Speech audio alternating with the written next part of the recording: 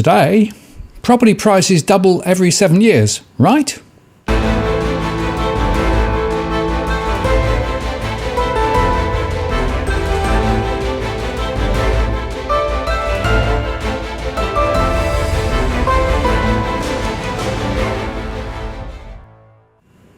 Hello again, it's Martin North from Digital Finance Analytics. Welcome to the latest post covering finance and property news with a distinctively Australian flavour. Today I want to do a bit of myth busting because, although it's surprising to many, my surveys show that half the people we speak with still think that property in Australia on average doubles in value every 7 years. Just think about that, doubling in under a decade. And, by the way, that perspective is quite often reinforced by people within the real estate industry. And they still argue that property is by far the best asset class even now.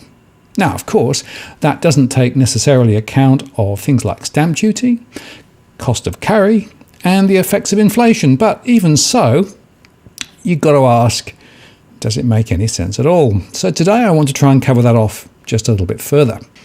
So to do that, let's just start with that philosophical question again. Property prices double every 7 years. Is it true? Or is it false? And if it is true, what does that tell us? And if it's false, why is it that it's so firmly believed? Well, to try and answer that question, we will delve into my core market models once again. And of course, you'll have seen these slides before because I keep having to re-emphasize this is based on core data coming out from my surveys and other sources. And it gives us a very clear perspective of what is going on with regard to house prices. We can take account of things like mortgage stress, the price trajectory, like history, and also the buying and selling intentions from our surveys, the migration factor as well, which of course is quite significant in many postcodes, and there are also the broad economic factors like CPI, wages, employment, and those sorts of things. We bung all of that into the core market model, and we overlay our fundamental scenarios, and that then gives us an information set both at a postcode level and higher up, and it allows us to examine the trends within particular postcodes. And of course, I've been talking to a few people over the last couple of weeks using our DFA one-to-one service. In fact, there are quite a few people who are on my list to have conversations over the next 3 to 4 weeks. And I would say that if you have contacted me and asked for information or even indeed communicated and said, yes, I'd like to go ahead and I've sent a payment, and you haven't received a reply within 2 or 3 days, contact me again. The reason I'm saying that is that a few people have not received the emails that I sent back once I'd received their payments. So if you're in that category, just give me a nudge on the shoulder and we'll set something up. Now, just in terms of New South Wales averages, this is my current scenario. And essentially what I'm saying is that for New South Wales, on average, prices could drop by around 5% at the best case over the next year, perhaps 7 or 8% down 2 years out, and then rise slightly in year 3. That's assuming that the virus is contained, and it assumes that the international borders are opened and that businesses continue to trade and do reasonably well. On the other hand, if things go badly and we find that the virus continues to rage, and there are some worrying signs in New South Wales and indeed in Queensland, although Victoria is looking a little better than it was. If that runs further into the future, then prices could drop by around 15% over the next year and drop by perhaps 30% or more over 3 years. And my midpoint is on average down 20.2% for New South Wales. And I do the same analysis for each of the states and indeed at each postcode level. But to take the conversation forward, what I want to do is to look at data from specific postcodes out of my model. Remember, the question I'm trying to address is it true that prices double every 7 years? So let's go from 2013 to 2020, and also I'll overlay my projections at a postcode level over the next 3 years. The first one I'm going to look at is Elwood, that's 3184. We're going to look at units in that particular postcode. And back in 2015, the average price was $550,000 or thereabouts. It moved up by 4.5% in 2014, 6.1% in 2015. It fell slightly in 2016. It rose in 2017 and 2018, although only a little by 4.7%. It was static in 2019, and it rose in the early part of 2020, 3%. It's now sliding a little. And my model suggests that over the next year or so, it could drop by up to 22%, followed by a further 6%, followed by a further 3%. So in fact, if my scenarios are right, prices for units in Elwood by 2023 could be back where they were in 2013 or worse. Absolutely no evidence here of prices doubling over that period. Well, let's look at another one, Subiaco in Western Australia. Now, this is, of course, a prestigious inner suburban postcode in Western Australia. And there, prices in 2013 for a house was about $1.15 million.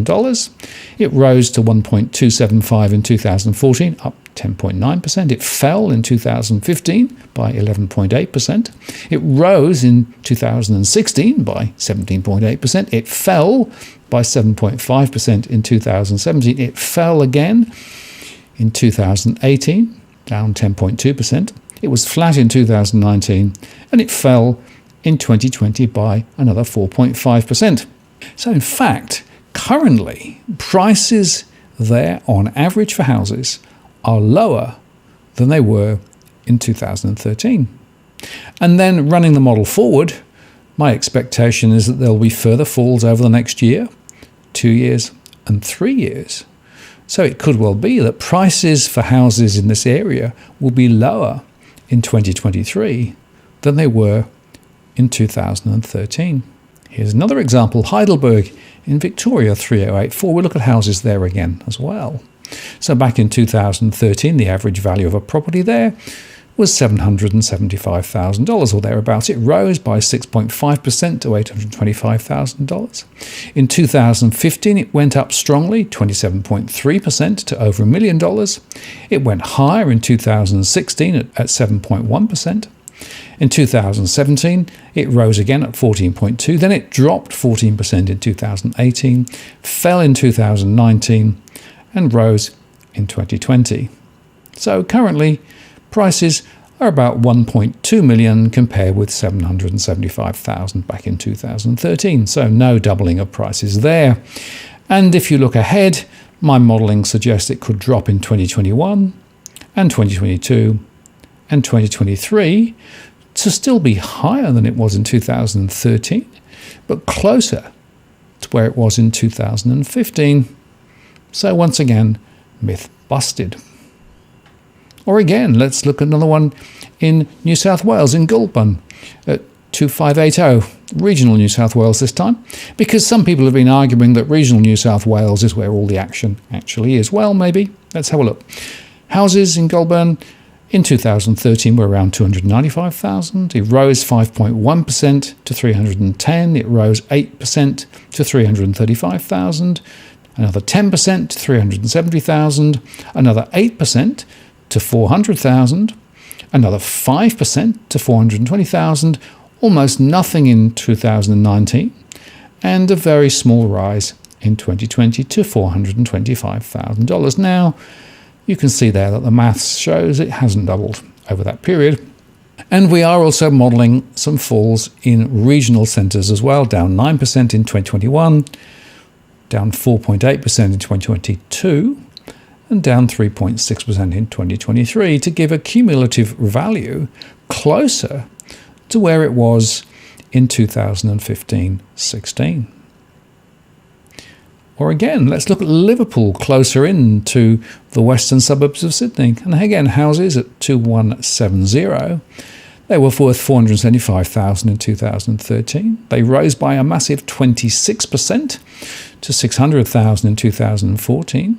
They rose by 20% in 2015 to $725,000. They rose 3.4% to $750,000 in 2016 and 9.3% to $820,000. So it looks as though we could be close to doubling, except they fell 10% in 2018 to 735,000 average, another 4% down in 2019 to 700,000, and there was a small rise of 2.1% so far in 2020, but we're forecasting a fall down 9.2% over the next year, down 3.6% in 2022, and down 3.9% in 2023. Now, if that's right, at $601,000, we are close to where we were in 2014.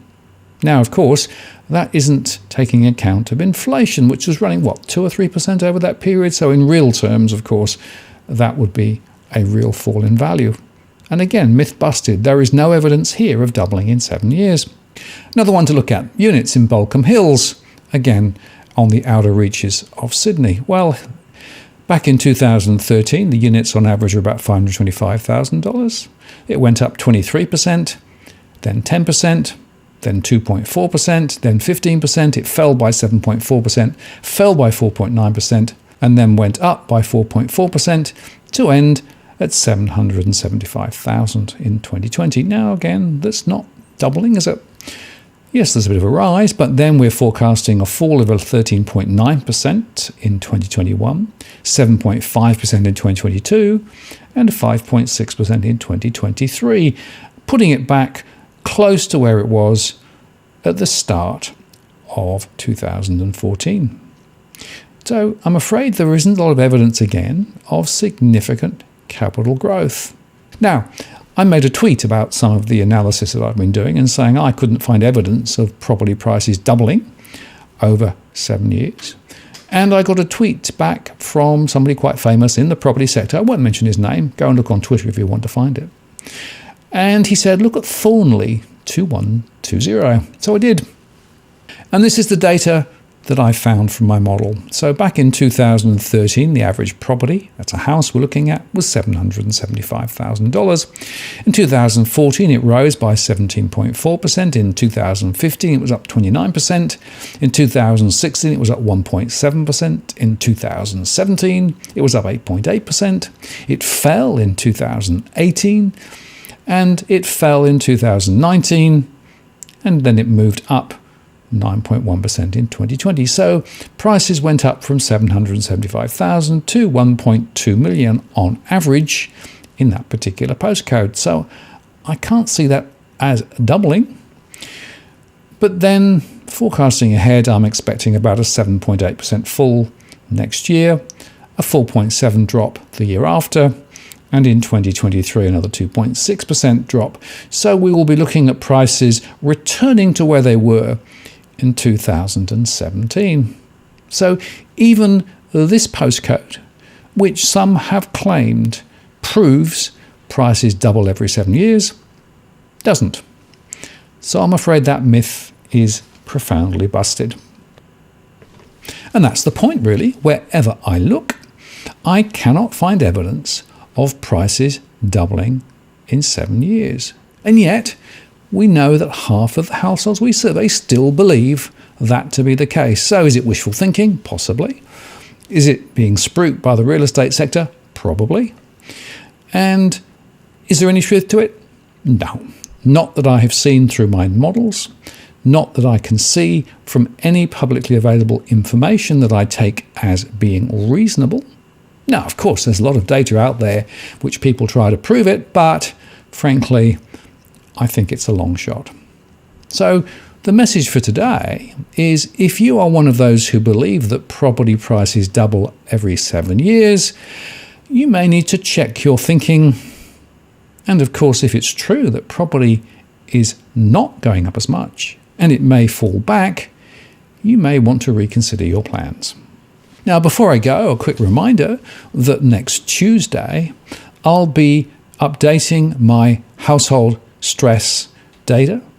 We've just run the models for August, and the information will be made available on that live stream. It's 8 p.m. Sydney time on Tuesday, so come and join the live chat. You can ask a question then, or if you want to, you can send a question in beforehand via the DFA blog. And the link to the show on Tuesday is below, so that you can bookmark it if you want to join. I look forward to seeing you there. It'll be, I think, an important discussion given all the data that's currently sloshing about. And finally, I just wanted to update you on something which I will also be discussing in more detail on Tuesday.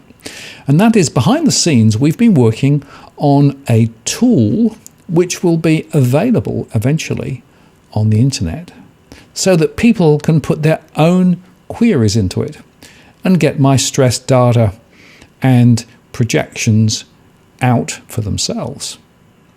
And this is just one example. It's a bit of a mock-up, but it shows you the sorts of things we're thinking about. So this is postcode 2170. It shows a map with a location. It's around Liverpool, that sort of area. It shows the breakdown of households, stress, rentals and rental stress, and property investor stress from our surveys. And it also shows our scenarios with regard to what we think house pricing might do over the next 3 years in that particular suburb. And the idea is that this information will be made available so that people can put their own requirements into it and pull information out at a postcode level. So, it'd be interesting to get your reactions and feedback to this. Do you think this sort of tool would be useful? What other information would you like to see as part of an online database that we could make available? Because I've decided to take seriously the deficit of information that currently exists about property in Australia. Frankly, a lot of the sources are rather myopic, and I think we can do a lot better. So we're going to try and build out the tool set, make them available, and all designed, of course, to provide better information so that people can make better decisions about property. So put your notes in the comments below. What would you like to see? Where should I focus? I look forward to receiving your comments. Anyhow, I think that today we can conclude that the myth of property prices doubling every 7 years is busted, which is a good thing, because people need to have much more realistic expectations about property, and the decisions that they take, particularly now, are critical, because if you make the wrong decision and buy the wrong property at the wrong price with the wrong mortgage, that has significant and profound impacts, not just for the next few months, but for many years ahead. And in fact, if you look at people in the UK who got hit with the global financial crisis there when prices dropped 30 to 40%, many of them were just escaping negative equity before the virus hit. So this is a warning to be cautious and careful about property, and don't believe the spruikers. I'm Martin North from Digital Finance Analytics. Many thanks for watching, and I'll see you again next time.